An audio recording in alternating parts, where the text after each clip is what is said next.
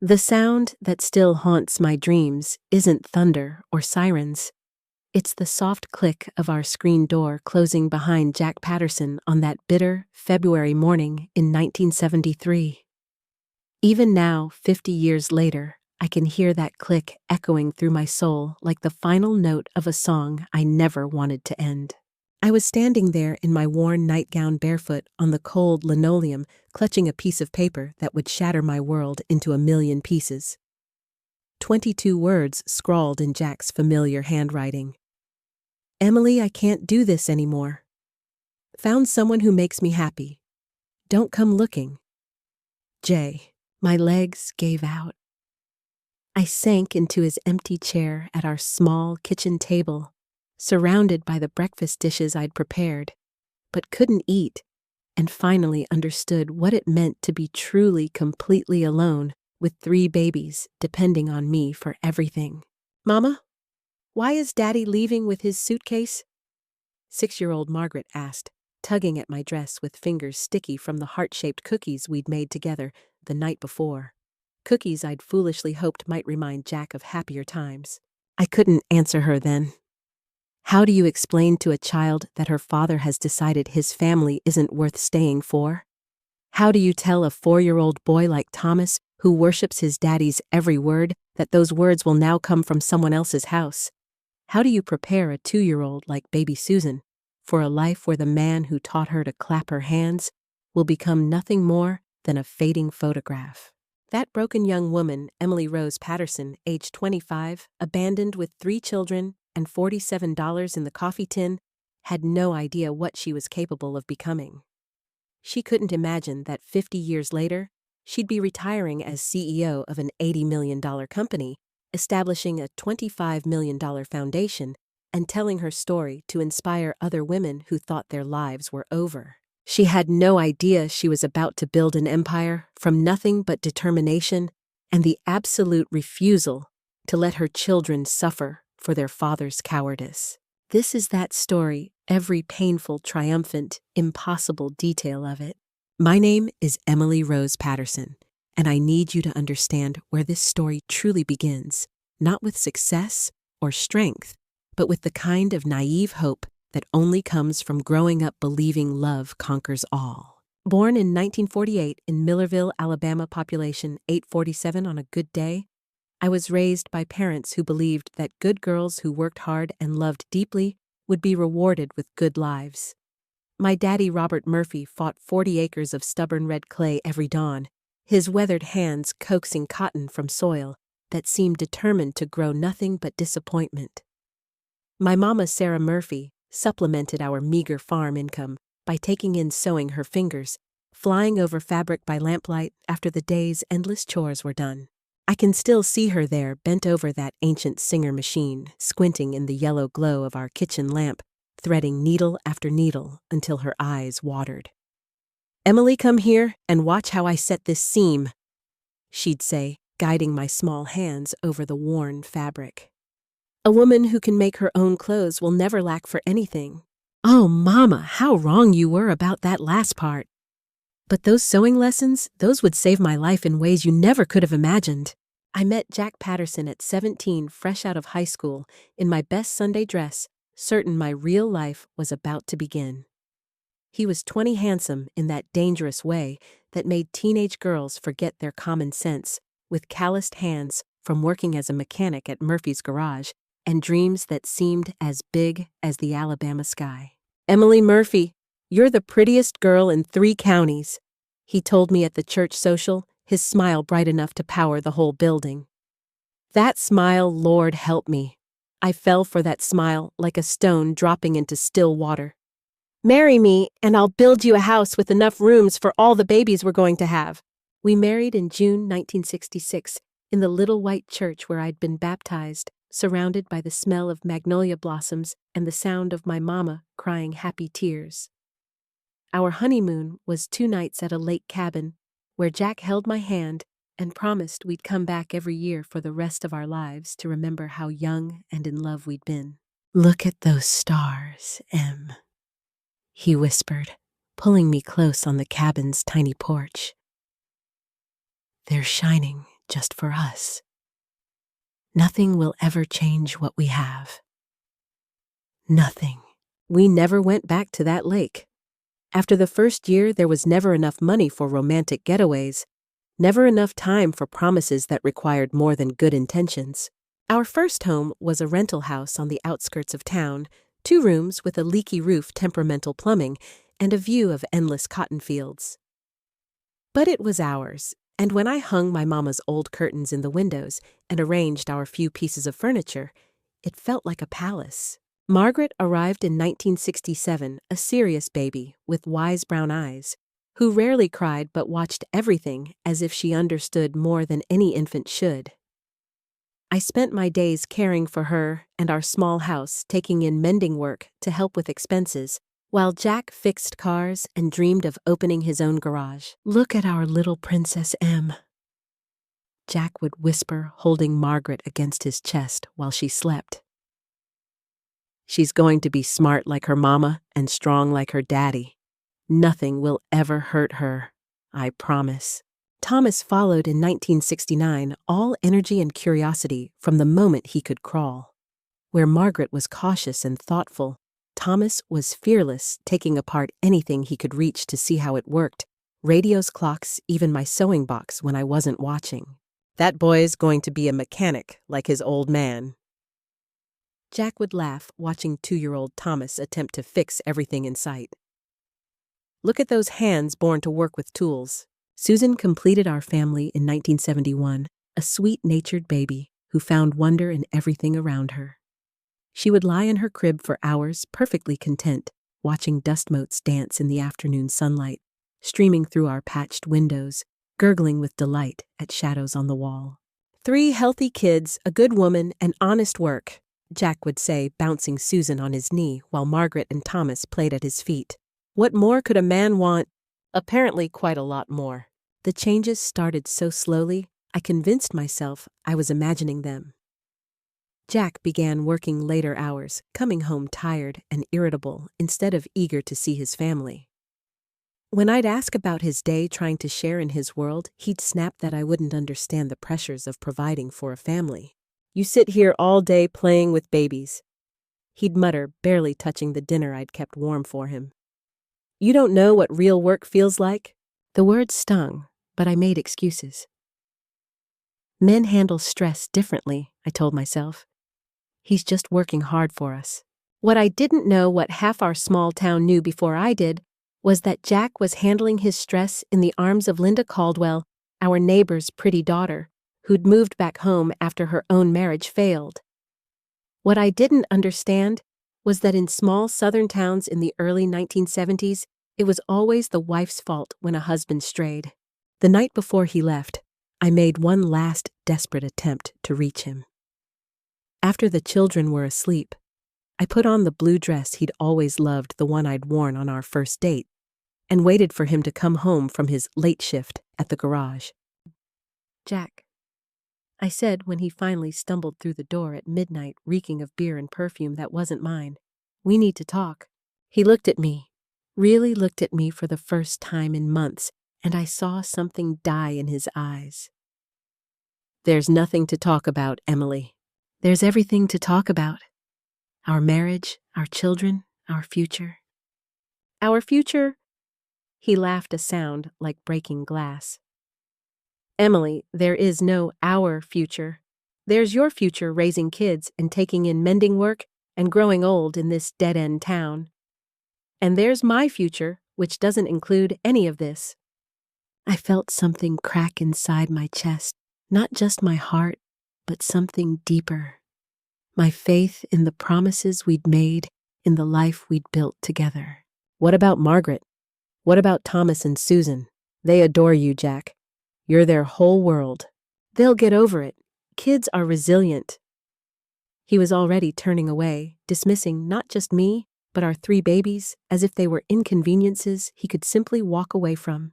That night, I lay awake listening to him pack in the next room, the sound of drawers opening and closing like nails in a coffin. I knew he was leaving. I knew our marriage was over. But I still wasn't prepared for the brutal finality of that morning, for the click of the door and the sight of his truck disappearing down the dirt road, taking with it every dream I'd ever dared to dream. $47.32. That was our entire fortune after Jack drove away with his suitcase and his promises of freedom. I counted those bills and coins over and over, as if the numbers might magically change, as if hope could multiply money the way Jesus had multiplied loaves and fishes. But there were no miracles in our kitchen that February morning, only mathematics driven by desperation.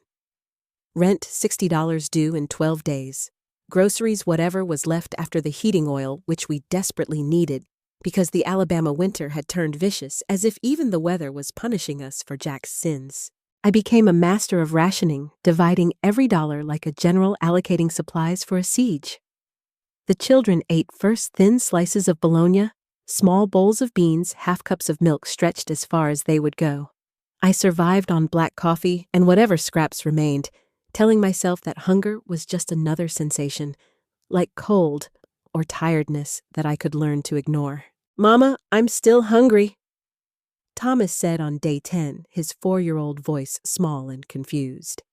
He'd finished his small portion of beans and cornbread, and his little stomach was still growling loud enough for me to hear. I scraped the last of my own dinner onto his plate, watching his face light up with gratitude that broke my heart. "Growing boys need lots of food," I said, forcing a smile. "Mama's not very hungry tonight." Margaret watched this exchange with those wise brown eyes of hers, understanding far more than any 6-year-old should have to understand. From that day forward, she never asked for seconds, never complained when there wasn't enough. She simply accepted that our new normal meant less of everything except worry. But the physical hardships were nothing compared to the cruelty of our neighbors.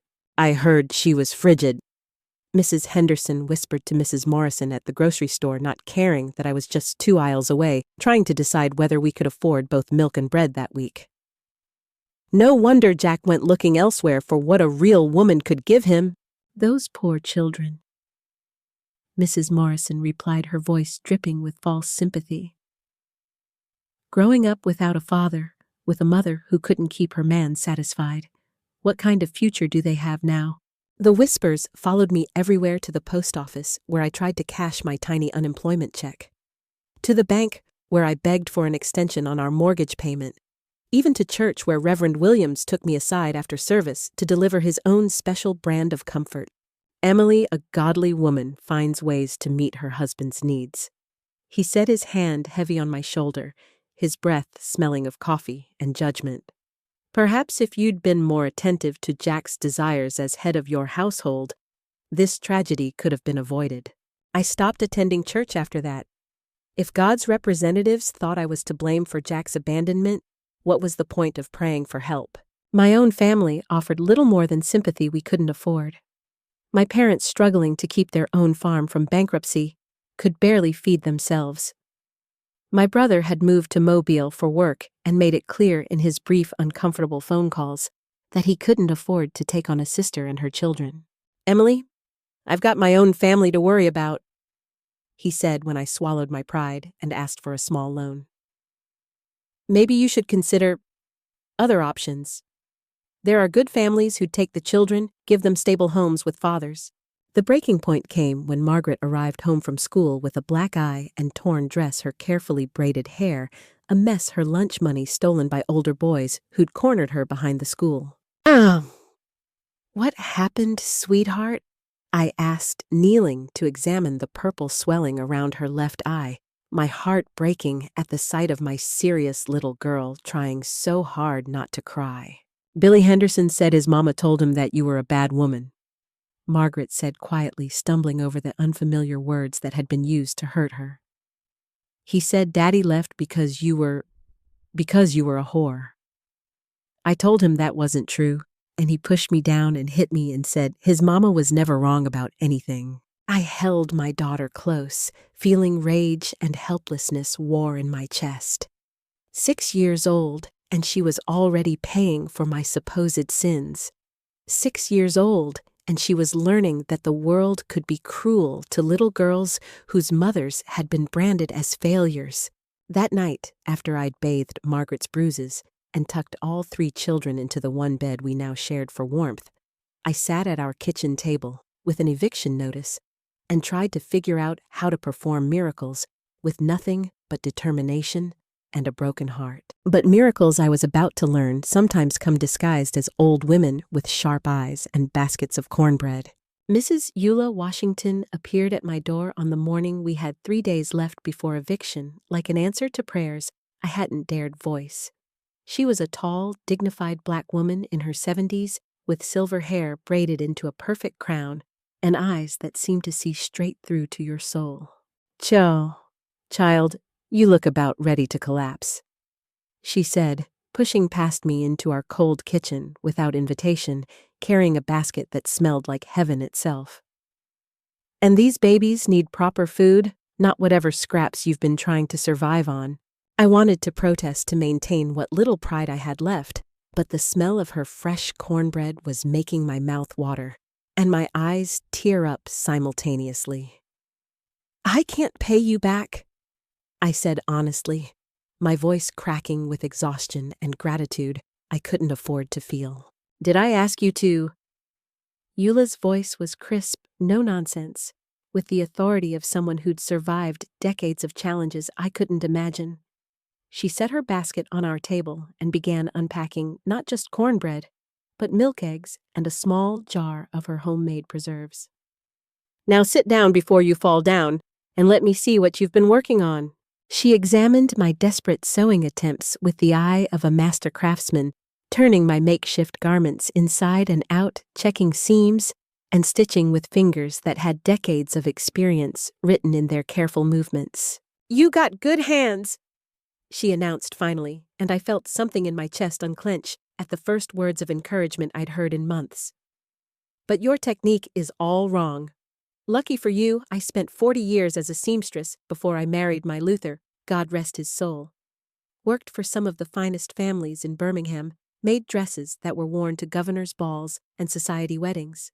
I don't know anything about being a real seamstress," I admitted, my voice small. "I just know I need to make money somehow, and this is all I can do." Eula's weathered face softened, and she reached across the table to cover my hands with hers. "Honey, this is everything you need to do. Most people go their whole lives without finding their gift. You just found yours out of necessity instead of choice." For the next 3 days, Eula taught me with a patience and skill that transformed my clumsy desperation into something resembling artistry. She showed me how to cut fabric to minimize waste, measuring twice and cutting once to avoid costly mistakes. She taught me to reinforce seams so they'd last through years of wear instead of falling apart after the first washing. Most importantly, she showed me how to add small decorative touches, a bit of contrasting thread here, a strategically placed button there that made simple clothes look professionally crafted. "Watch this," she said, demonstrating how to create perfectly straight lines without a ruler. "Your eye becomes your guide, but your hands do the work. Like playing piano, you don't look at your fingers once you know the music by heart."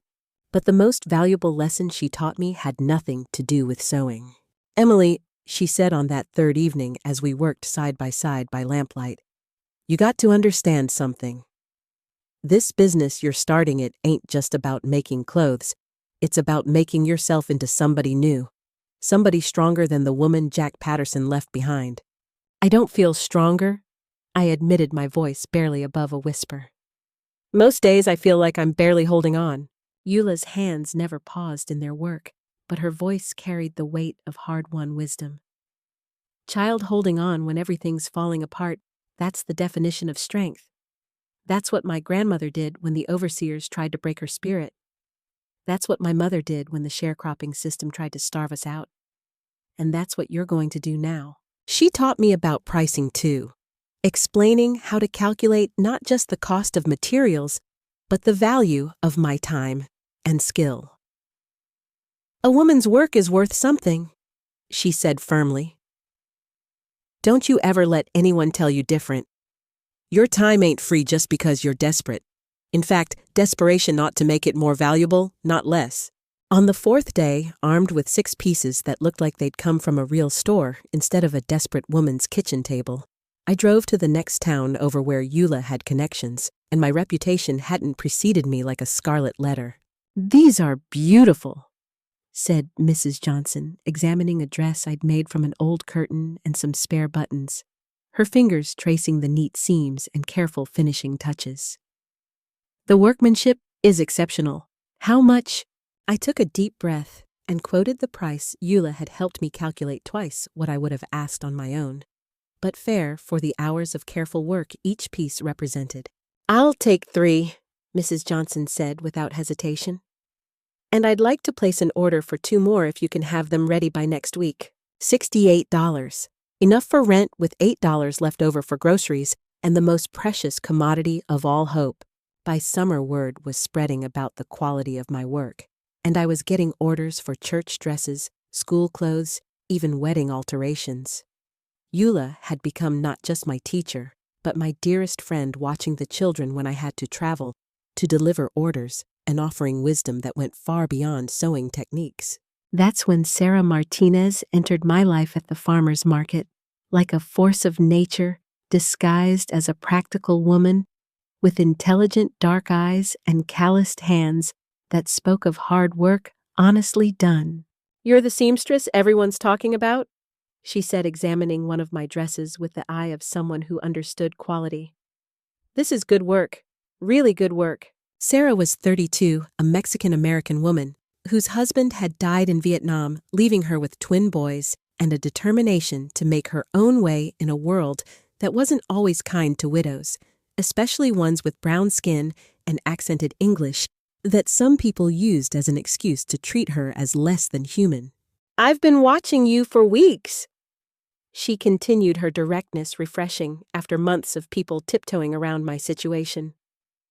"The way you handle customers, the quality of your pieces, how you manage to keep 3 kids in line while running a business. You know what you're missing?" "I'm sure you're going to tell me," I said, but I was smiling. There was something about Sarah's confidence that made me feel stronger just standing near her. "Business sense. You're charging too little keeping poor records, and you're doing all the work yourself when you could be training others and expanding." She held up the dress she'd been examining. "This should cost twice what you're asking, and you should be making 50 of them a month instead of 5. "I don't know how to do any of that," I said honestly. "Lucky for you, I do. My husband left me his GI benefits and a small insurance policy. I've got business experience from helping run my family's restaurant in San Antonio and time on my hands while the boys are in school." She extended her hand with a grip that was firm and sure. "Want to be partners?" That handshake changed everything. Sarah didn't just bring business acumen to our partnership. She brought something I'd lost and desperately needed: the confidence that comes from having someone believe in your potential instead of constantly reminding you of your failures. "We're both outcasts," she said pragmatically as we worked out the details of our partnership. "Me because my husband died fighting a war that half the people in this town think was wrong, you because yours abandoned you for reasons that the other half think were your fault. Might as well be outcasts together and show them all what women can accomplish when they stop waiting for men to save them." Under Sarah's guidance, we began supplying 3 boutiques in Birmingham, with my designs simple, well-made clothes that appealed to working women who needed durability as much as style. She helped me organize my growing operation, keep proper books, and most importantly, think bigger than I'd ever dared. "Emily, you're not just a seamstress anymore," she told me one evening as we reviewed our month's orders, her ledger books spread across my kitchen table like battle plans. "You're becoming a businesswoman. Start thinking like one." The children began to thrive in ways that amazed me. Margaret, always mature for her age, took pride in helping with simple sewing tasks, her small fingers becoming surprisingly nimble with needle and thread. Thomas discovered he had an excellent eye for color combinations, helping me choose fabric and thread that turned simple garments into something special. Even little Susan contributed by organizing buttons and spools, her artistic nature showing in the way she arranged everything by color and size, creating rainbows of possibility from our growing supplies. But success, I was learning, brought its own challenges. In September 1974, Hurricane Carmen swept through Alabama, like God's own judgment, leaving devastation in its wake that took months to clean up and years to forget. Our house survived with minimal damage, a few blown shingles, some broken windows, but my inventory was another story entirely. I stood in our flooded garage, watching 18 months of work floating in 3 feet of muddy water. Nearly 200 finished pieces ready for delivery to stores across 3 counties, reduced to waterlogged fabric that wouldn't even be good for cleaning rags. Insurance. We couldn't afford it. Savings. Every penny went back into materials and equipment. The financial loss was devastating, but it was Sarah's reaction that saved me from complete despair. "Well," she said, rolling up her sleeves and wading into the mess. "I guess we're starting over. Again. Sarah, we lost everything," I said, my voice hollow with exhaustion and defeat. "Months of work, thousands of dollars in orders we can't fill. How can you be so calm about this?" She looked at me with those intelligent dark eyes and smiled, actually smiled, in the face of disaster. "Emily, you know what I see when I look at this mess? I see proof that we were successful enough to have something worth losing. And you know what that means?" What?" I asked, desperately needing her to make sense of the senseless. "It means we can be successful again. Maybe even more successful because now we know what we're capable of when everything goes right. The question is, what are we capable of when everything goes wrong?" That question became our battle cry as we rebuilt from nothing for the second time in 2 years. Sarah helped me negotiate payment plans with suppliers who were willing to work with us because our reputation for quality and reliability had survived the storm.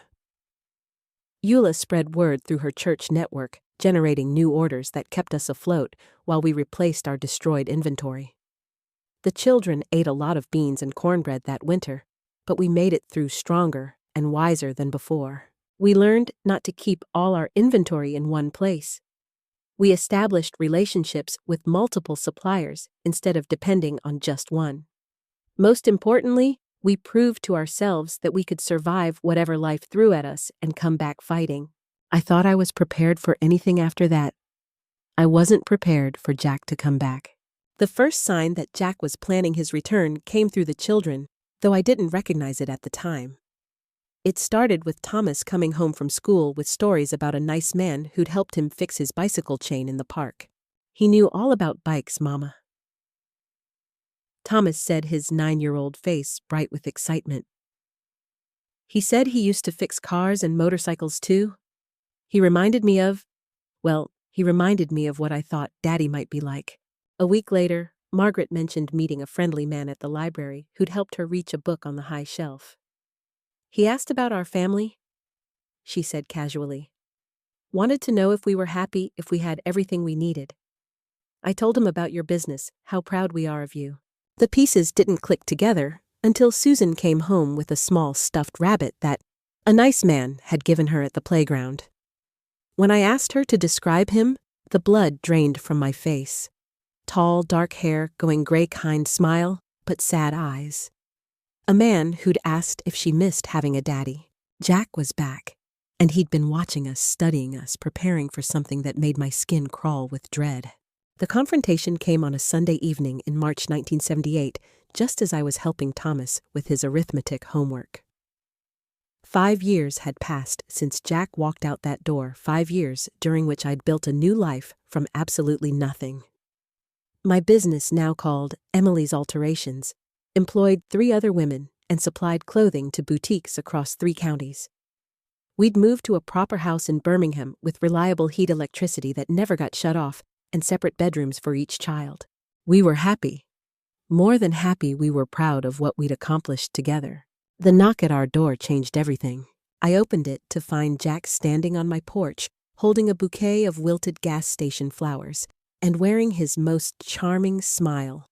The same smile that had swept me off my feet 20 years earlier, now weaponized with 5 years of practice and planning. "Hello, Emily," he said, as if abandoning his family could be dismissed with casual politeness. You look good, prosperous. He looked older, harder around the edges.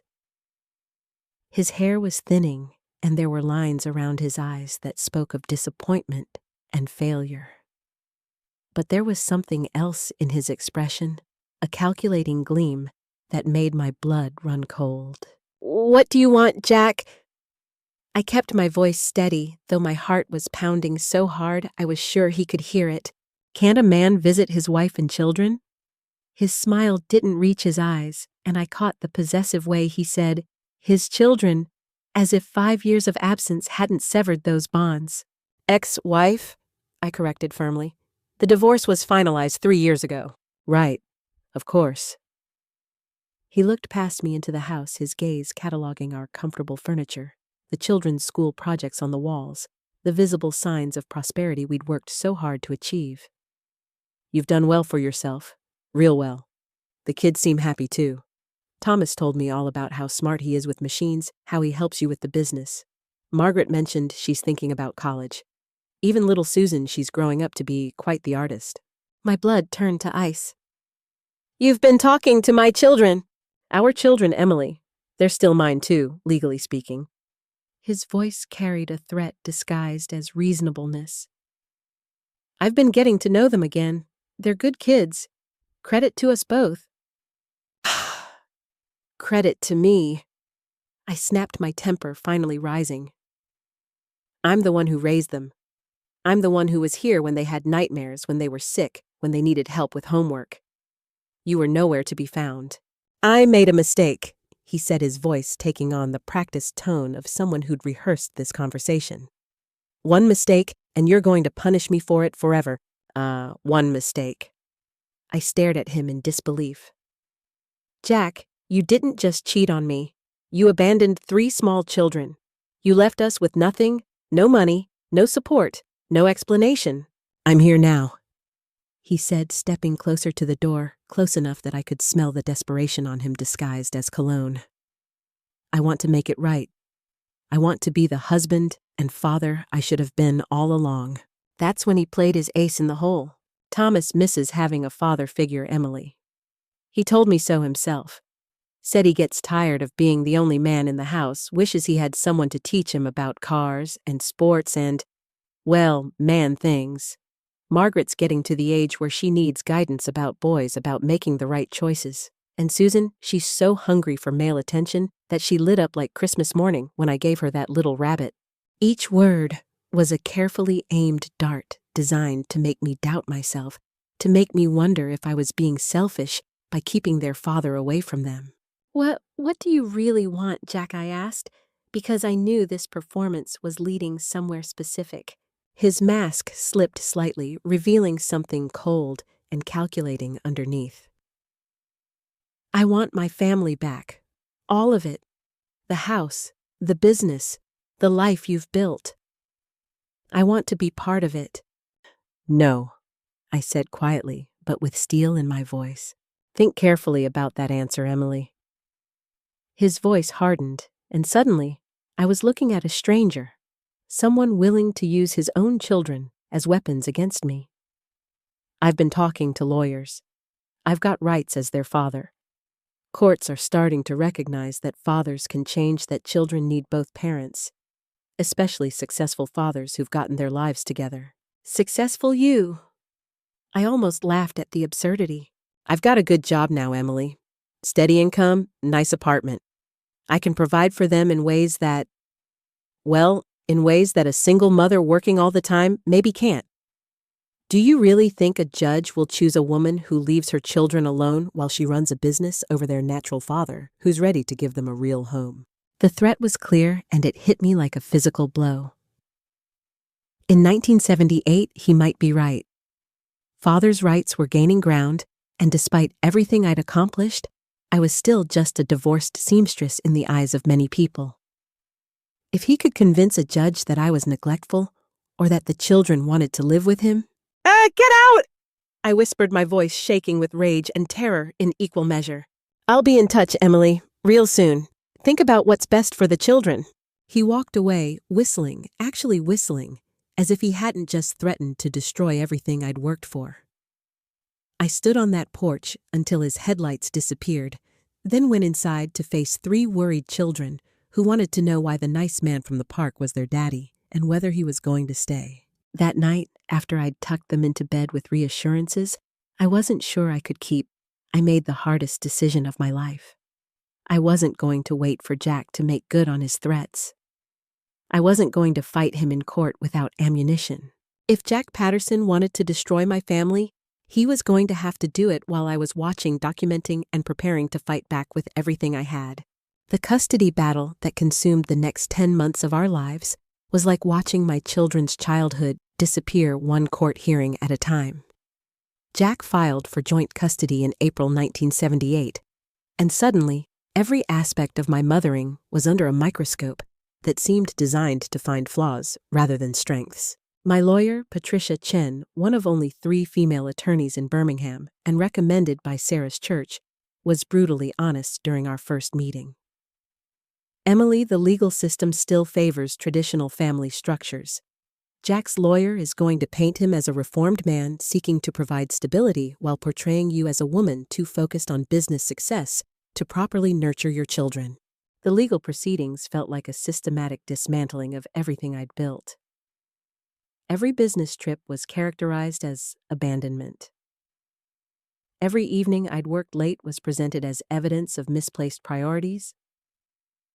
Every sacrifice I'd made to create something better for my children was twisted into proof that I valued money more than motherhood. The day Margaret had to testify broke something inside me that took years to heal. "Tell the judge about your typical day, sweetheart." Jack's lawyer said, his voice gentle and encouraging as he questioned my 12-year-old daughter. "I get up and make breakfast for Thomas and Susan." Margaret said, her voice small in the big courtroom. "Mama's usually already working in her sewing room. After school, I help with homework and dinner while Mama finishes orders. So your mother isn't available to help you get ready for school or to greet you when you come home." "She's working," Margaret said defensively. "She works hard to take care of us." "I'm sure she does. But wouldn't it be nice to have both parents available, to have a father to help with your homework and a mother who could focus just on being your mother?" I watched my daughter's face crumble as she tried to answer questions designed to make her feel guilty for loving the life we'd built together. When she started crying on the witness stand, I had to be physically restrained from standing up and demanding they stop torturing my child. But it was Thomas's reaction to the custody battle that pushed me to take the biggest risk of my life. My gentle, mechanical-minded son began acting out at school, getting into fights, and becoming sullen at home. One evening, I found him in the garage furiously taking apart an old radio with tears streaming down his face. "What's wrong, sweetheart?" I asked, kneeling beside him. "Maybe we should just go live with him," Thomas said, his 9-year-old voice heavy with a burden no child should carry. "Maybe then everybody would stop being mad all the time." "Nobody's mad at you, Thomas. This isn't your fault." "But he is our real daddy, right? And he wants us back. Maybe if we went with him, you could stop working so much and be happy again." That night, I made a decision that could have backfired spectacularly. I was going to Montgomery to find out exactly what kind of man Jack had become during his 5 years away. If he was truly reformed, if his threats were backed by genuine change, then maybe I owed it to my children to consider his proposal. But if he was the same selfish, irresponsible man who'd abandoned us, I called Sarah and asked her to watch the children for the weekend. Then I drove to Montgomery, rented a motel room under a false name, and began the most dangerous gamble of my life, following my ex-husband to discover the truth about his supposed reformation. What I discovered over the next 3 days would give me the ammunition I needed to protect my children, but it would also show me just how far I was willing to go when everything I loved was at stake. Jack's reformed image was a complete facade. The steady job he'd been showing up drunk or hungover 4 days out of 5 and was on his final warning. The decent apartment he'd been subletting a single room from a friend and was 2 months behind on even that modest rent. The church attendance that his lawyer had mentioned, I watched him stumble out of a bar at 2 a.m. on Sunday morning, too drunk to walk straight. But the most damning evidence came from an unexpected source. Linda Caldwell, the woman he'd left me for, was back in town staying at the same seedy motel where I was conducting my surveillance. And on Saturday night, I watched Jack sneak into her room at 11:30 p.m. and not come out until dawn. The woman who had supposedly broken his heart and left him devastated was very much back in his life, which meant his entire sob story about wanting to reunite our family was a lie designed to gain access to the prosperity I'd built. But I needed more than just my word against his. I needed proof that would stand up in court. On Sunday morning, while Jack was sleeping off his hangover, I spoke to his landlord, who was more than happy to share his frustrations about Jack's unpaid rent and irresponsible behavior. I talked to his supervisor at the garage, who confirmed that Jack was about to be fired for unreliability and suspected alcohol abuse. Most importantly, I convinced the motel clerk, a young woman who clearly disapproved of the married guests who used her establishment for affairs, to let me see the registration records that proved Jack and Linda had been meeting regularly for months. Armed with photographs, employment records, and witness statements, I returned to Birmingham with enough evidence to destroy Jack's custody claim. But more than that, I had proof of something I'd suspected all along, that Jack Patterson was exactly the same selfish, irresponsible man who had walked out on his family just 5 years older, and considerably more desperate. The final custody hearing was scheduled for December 15, 1978. Jack arrived in his best suit, flanked by his lawyer, and radiating the kind of false confidence that comes from believing you hold all the cards. He had no idea what was coming. When Patricia presented our evidence, the photographs of him stumbling drunk out of bars, the employment records showing his attendance problems, the motel receipts proving his ongoing relationship with Linda, I watched Jack's face go white with shock and rage. "So, Your Honor," his lawyer protested, "this alleged evidence was obtained through illegal surveillance. The evidence was obtained by a concerned mother using legal investigative methods." Patricia interrupted smoothly.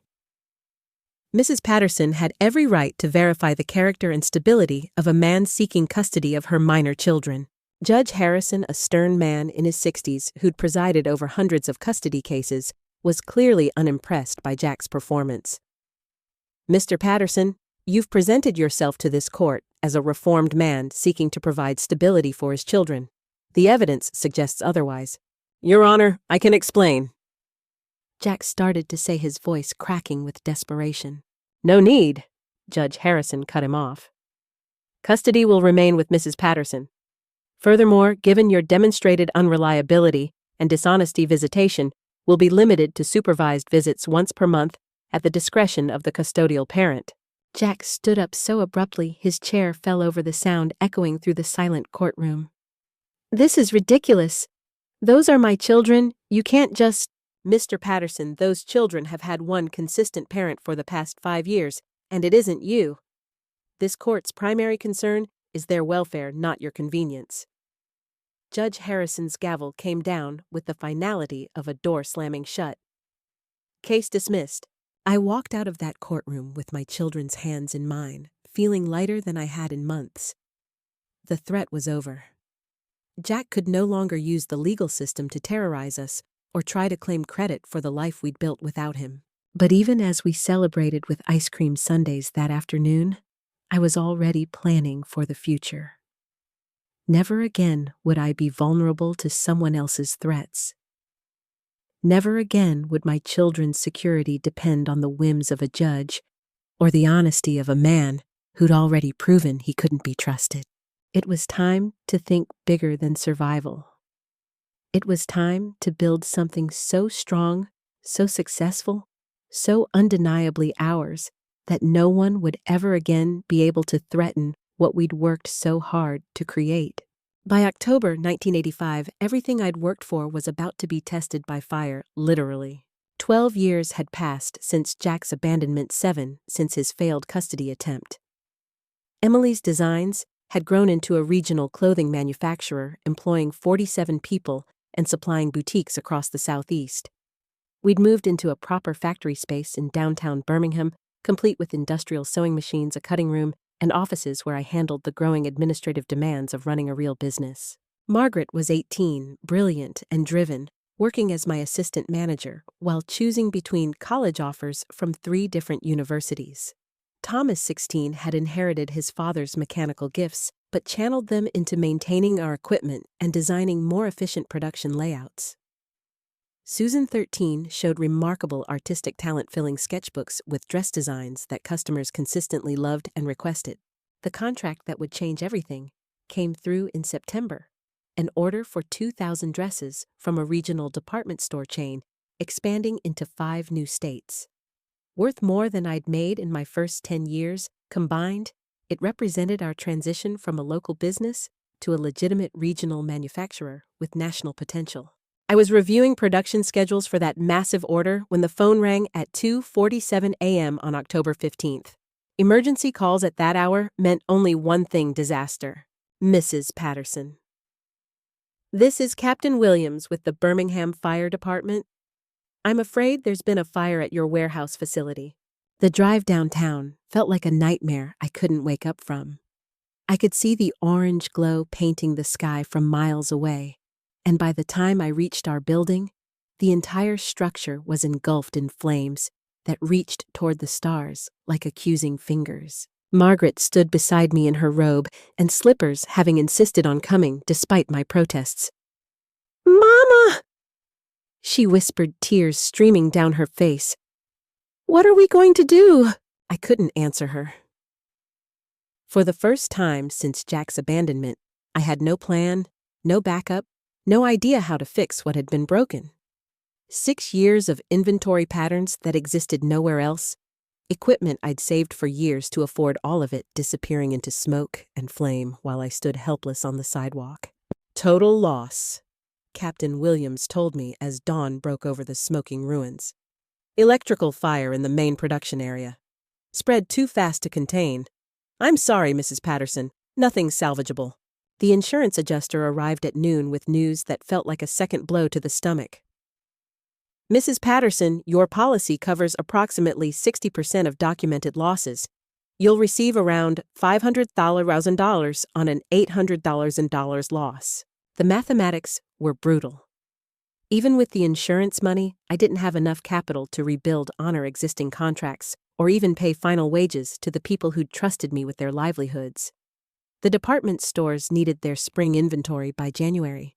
If we couldn't deliver, they'd find suppliers who could, and we'd lose not just this contract, but our reputation in the industry. That afternoon, I stood in what remained of our factory floor, now just charred concrete and twisted metal, and made a decision that would define the rest of my life. I could take the safe route, liquidate everything, use the insurance money to pay employees and honor small contracts, leave us with some savings and the possibility of starting over small. It was the responsible choice, the sensible choice. Or I could take the biggest gamble of my life. That evening, as our family sat around the dinner table in stunned silence, I looked at the faces of my 3 children.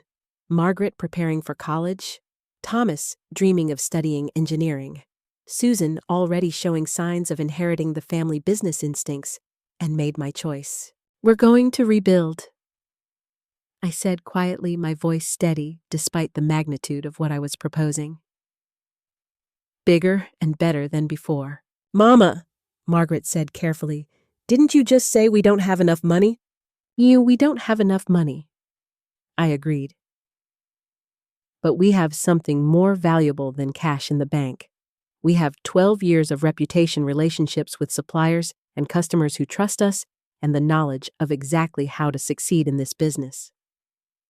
I stood up, feeling that familiar surge of determination that had carried me through every crisis. "I'm going to mortgage everything we own. This house, our savings, everything we've built. I'm going to borrow every dollar the bank will lend me based on our track record, and I'm going to bet it all on us." Margaret looked scared, younger than her 18 years. "What if it doesn't work?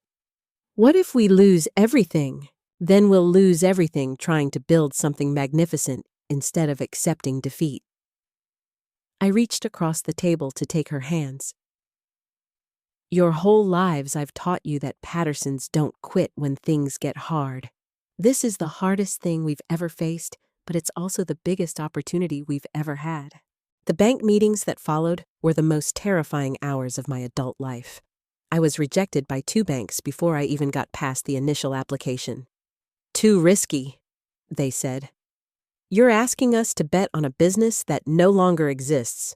The 3rd bank, First National, agreed to hear my full presentation, and I found myself sitting across from Robert Harrison, a senior loan officer who'd spent 30 years evaluating other people's dreams. "Mrs. Patterson," he said after reviewing my proposal, "you're asking us to lend you $750 based on a business that just burned to the ground? That's an enormous risk." I had prepared for this moment, but sitting there in that conference room looking at faces that held my family's future in their hands, I felt the weight of everything we stood to lose. "Mr. Harrison," I said, leaning forward with the intensity of someone betting everything on a single moment. 12 years ago, I started with less than $50 and 3 children to feed. Today, despite this fire, I have customers calling to ask when we'll be back in business. I have employees willing to work without pay until we can rebuild. I have a reputation in this industry that took over a decade to establish. I opened my briefcase and spread our documentation across the table. 12 years of financial growth, customer testimonials, pending contracts worth hundreds of thousands of dollars. You're not lending money to someone whose business failed. You're investing in someone whose business was so successful that losing everything won't stop her from starting again. I've already proven I can build something from nothing. The question isn't whether I can do it again. The question is whether First National wants to be part of what comes next. Mr. Harrison studied me for a long moment, and I saw something shift in his expression. "Mrs. Patterson, in 30 years of banking, I've seen a lot of dreamers walk through that door. Most of them are running from something: debts, failures, disappointment. You're the first person I've met who's running towards something bigger than what you lost." He extended his hand across the table. "Welcome to the big leagues." The 18 months that followed were a blur of 20-hour days, constant crisis management, and pressure, unlike anything I'd experienced before. But slowly, gradually, impossibly, it began to work. The new facility was twice the size of our original warehouse housing, not just manufacturing, but design cutting, finishing, and shipping, all under one roof. We branched out beyond women's clothing into men's casual wear and children's garments. We established our own retail division instead of depending entirely on wholesale accounts. Susan's designs caught the attention of buyers from major department stores, generating orders that exceeded our wildest projections. Thomas's innovations in production efficiency allowed us to handle the increased volume without sacrificing quality. Margaret's business instincts guided our expansion into new markets with a success rate that impressed even seasoned industry veterans. By late 1987, exactly 2 years after the fire, Emily's was generating more revenue than we'd ever dreamed possible. We'd paid off the reconstruction loans 18 months early, bought our facility outright, and established Emily's as a recognized brand across the Southeast. That's when Jack appeared for the final time. "Mom, there's someone here to see you," Margaret said, her voice tense with recognition and old fear. "Says his name is Jack Patterson." I found him in our reception area, looking older and smaller than the man who'd once been able to terrorize me with threats and manipulation. His clothes were worn, his shoes scuffed, and there was desperation in his eyes that told me everything about why he was here. "Hello, Emily. Congratulations on your success. Quite an operation you've built here. What do you want, Jack?" I didn't sit down, didn't offer coffee, didn't pretend this was anything other than what it was. "Can't a man congratulate his ex-wife on her achievements?" He gestured around our prosperous reception area. "This is impressive. Really impressive. Must be worth several million now." There it was, the same old Jack, measuring everything by its dollar value, seeing success as something to be exploited rather than earned. "If you're here looking for money, you're wasting both our time. Actually, I'm here with a business proposition. I've been following your company's growth in the trade publications. You've done amazingly well, but I think you're missing some opportunities. National expansion, celebrity endorsements, licensing deals. I've got connections that could take Emily's to the next level." I stared at him for a long moment, remembering the frightened young woman who'd once begged him not to leave.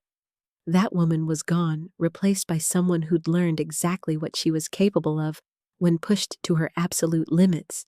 Jack.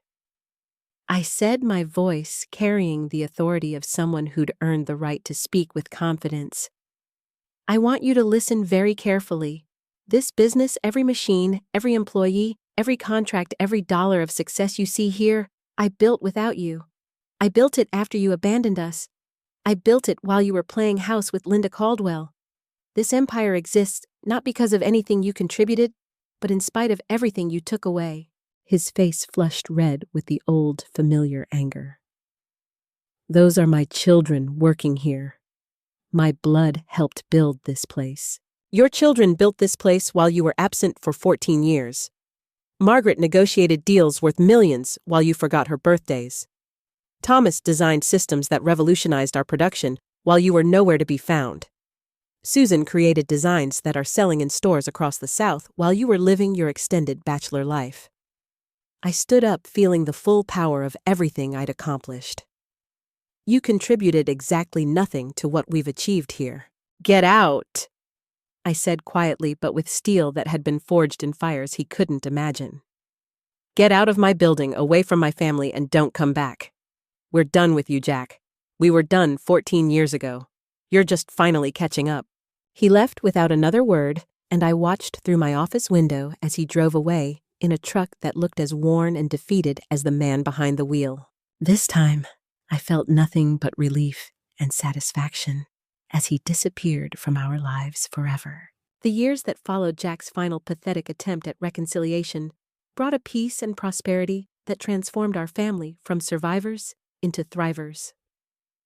Margaret graduated from Auburn University magna cum laude before returning to help expand our retail operations across 5 states. Thomas revolutionized our manufacturing processes with innovations that attracted attention from business schools. Susan's designs caught the eye of national fashion magazines and established Emily's as a brand that competed with companies 10 times our size. By 1996, when Jack died alone in a Montgomery hospital, I paid for his funeral because forgiveness isn't about what the other person deserves. We had created something that would have been impossible to imagine during those desperate early years. Emily's employed over 300 people, operated retail stores from Virginia to Texas, and generated annual revenues exceeding $15 million. But the real victory was watching my children become adults who understood that success means nothing without character, that strength comes from lifting others up, and that the greatest empire you can build is one that serves something bigger than yourself. On October 15, 2023, exactly 38 years after the fire that had tested our resolve, I stood before a room full of reporters, employees, and family members to make the most important announcement of my life. 50 years ago, I was a 25-year-old woman with 3 small children, $47, and absolutely no idea how I was going to survive, I told the assembled crowd. Today, I'm retiring as CEO of a company that employs over 800 people and generates $80 million in annual revenue. But that's not the legacy I want to leave behind. I paused, looking out at faces that included several young mothers I recognized from our employee roster, women who were working to build better lives for their own children. Today, I'm establishing the Emily Patterson Foundation for Women's Economic Independence, with an initial endowment of $25 million. This foundation will provide scholarships, business loans, childcare assistance, and mentorship for women who find themselves where I was 50 years ago, abandoned, alone, and wondering how they'll survive. The gasps from the audience told me I'd succeeded in surprising even my own children who'd known about my charitable giving, but hadn't known the full extent of what I'd been planning. Because I learned something during those terrible early years that I want every woman to know. When you have nothing left but determination, determination can be enough to build everything. Later that evening, surrounded by 4 generations of my family around the dinner table of the house I'd nearly lost 3 times in the 1970s, my granddaughter Emily, 19 years old and already showing signs of inheriting the family business instincts, asked the question that would define my legacy. "Grandma, why did you give away so much money? Didn't you want to keep it for our family?" I looked around the table at these beautiful faces, children and grandchildren, who would never know hunger or fear eviction, who would inherit not just financial security, but the knowledge that they came from people who'd overcome impossible odds. Sweetheart, I said, the money I gave to the foundation is going to help hundreds of women build their own family security. When you've been given the gift of success, you have a responsibility to use it to make other people's lives better. That foundation will create more stories like ours, women who start with nothing and build empires. Later that night, alone in my old sewing room, surrounded by photographs documenting our journey from desperation to unprecedented success, I thought about the woman I'd been at 25, broken, abandoned, convinced her life was over. She'd had no idea what she was capable of becoming. No idea that determination could be stronger than desperation, that love could be more powerful than abandonment, that a woman with nothing left to lose could build an empire that would last for generations. Jack Patterson had been wrong about everything that mattered. I hadn't needed him to build a family, a business, or a legacy that would help other women discover their own strength. All I'd needed was the courage to believe that when life strips away everything you thought you needed, it often reveals everything you actually are. And sometimes what you actually are is far more powerful than anything you ever dared dream you could become. The foundation would ensure that other women would have the chance to make that same discovery, that the end of one story can be the beginning of an empire.